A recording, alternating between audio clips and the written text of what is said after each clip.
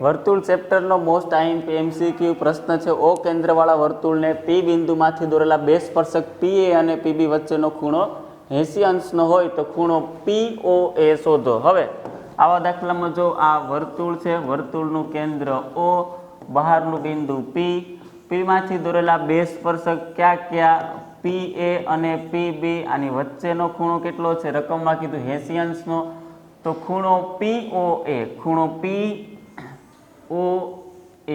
આ ખૂણો માંગ્યો છે એ કઈ રીતે મળે?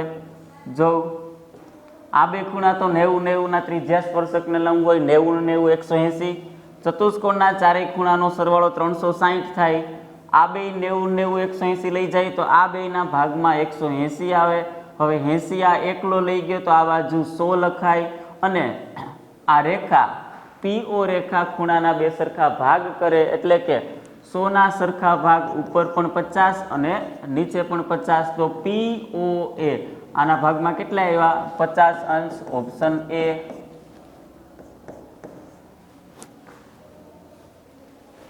આના પછી બીજો એમસીક્યુ જોઈએ આપણે।